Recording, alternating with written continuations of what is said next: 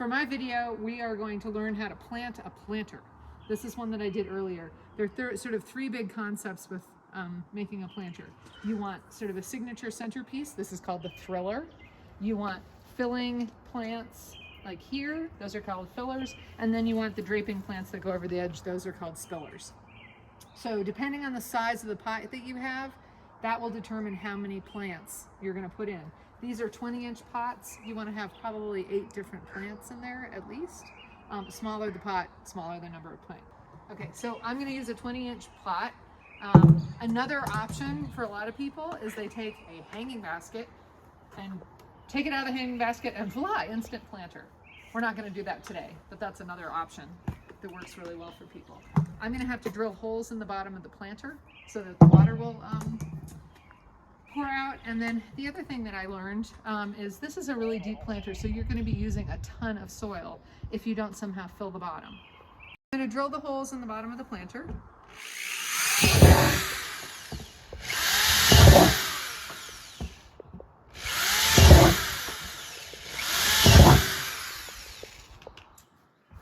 Okay, and to fill it, you can take plastic bottles. Great way to recycle. You just dump them in. Okay, so we've got the bottles in the bottom of the planter, and then you have a really good quality potting soil. Some people use compost and peat moss and mix them together.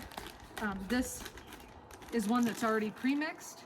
Some of them have fertilizer in them as well, which is great for your plants. I use a liquid fertilizer because I've got so many different pots. It's easier for me to just walk around and water them. But you take your dirt and you fill the planter not to the top because you're going to be laying the plants in. You want it high enough that they're actually going to be above the edge. Okay, so there's your soil. All right, now you take your different plants. This, I'm using actually a meadow sage. This one's a perennial, so I'm going to use it in my garden after the summer. But for right now, I really love it. And it's not an annual, so it's not going to die. It'll come back next year. If the roots are all bound, you just sort of rip them. You don't tear them completely off, but you rip them so they're actually going to start growing. And what I like to do is sort of set the plants out first so that I can see what they look like, and then I'm going to actually dig them into the ground. So there's my thriller. These guys are my fillers here. And I also have some really pretty green and white petunias that I like. These guys are Marguerite daisies. They're an annual. And I'm not sure what combination I'm going to use. I like to have a variety of colors. So I've got a purple, I've got the white, I've got green, and I think I'm probably just going to alternate them around.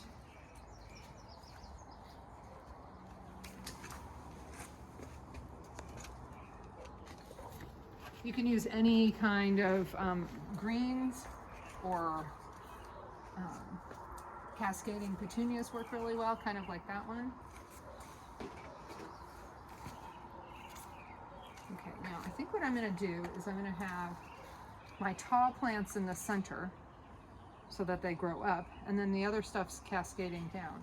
And I'm just going to sort of work around and see if I have a pattern. So I've got my purple, my green, my white, my purple, my green, my white, my purple, my green, my white. Okay, so those all look great. And then if I need it, I've got alyssum, which actually smells really nice. And I may tuck that in here and there if I have some empty spaces. When you do a planter, you can have, or a container, you can have one that's full so that right away it looks amazing. Or like these over here, these are going to mature over 2 to 3 weeks and they're going to fill in. So they've got more space. It's actually healthier for the plant because they have more space for their roots to grow and they get stronger. But if you have like some event for a weekend or people coming over or whatever, and you want to have this splashy statement with a planter, stuff it full of plants. but know that it probably isn't going to last as long as something that actually grows over time. Okay, now comes the fun part, and we're actually going to plant them in the planter. I have my gardening gloves so you don't get dirt under your fingernails, and I have my trowel. And what I do is I start from the center and work my way out. So I'm going to take these 3 Marguerite daisies. You just sort of squeeze the bottom of the pot so that it becomes loose and pull it out. You can see these have healthy white roots. If they're kind of yellow or brown, that's root rot, and that means that they've been watered too much. So these are nice and healthy. Okay, so I'm going to dig down into the potting soil that I've put in the planter, and I'm setting that one right in the center. And then these 3 guys are going to go on the side. So I'm just sort of setting them in. I'm not going to tamp them down until I actually get everything in place. But you take your trowel and just dig down a couple of inches and just set the plants in.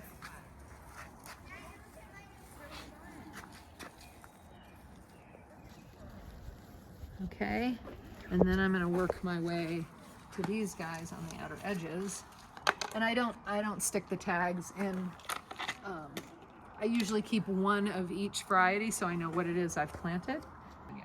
So by keeping these, I can see if something's going wrong with it. I can take it to the plant store and say, hey, this is the plant that I've got. It's not surviving. Can you help me?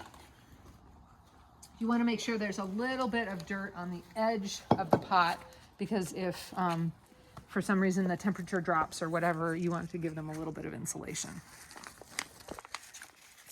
so they aren't right against the pot. And sometimes the roots have grown through like this. I just rip them off. It's not going to hurt the plant, but then you can easily get it out of the pot. And there's enough root left that it's not going to damage the plant in any way. Okay, so now I've got my plants placed in the planter.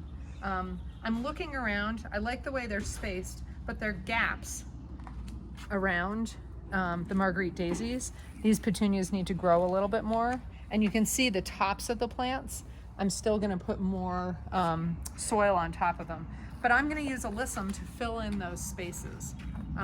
And this is a 6-pack.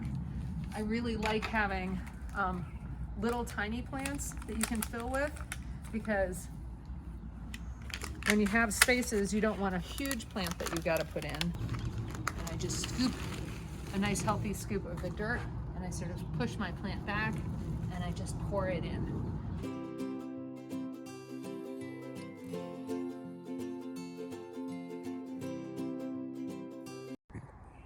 Okay, so now I've got my dirt scattered around.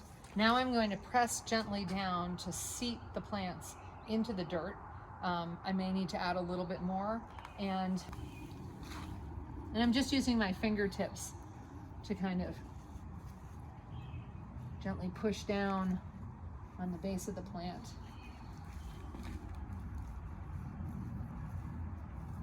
To make sure that it's really seated in there well. Okay, and I sort of brush them off gently. This is looking really pretty. So this is a sun planter. The plants that I chose for this particular one, because the spot I'm going to put it in, enjoy, for the most part, full sun.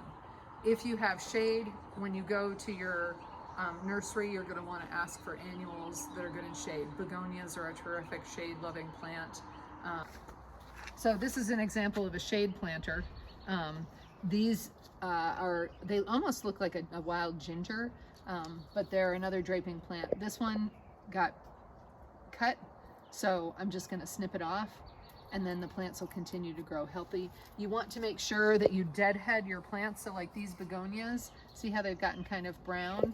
That just means that the blossom has gone by. So you just snip it off. You can either use your fingers, or you can use snips to cut it cleanly.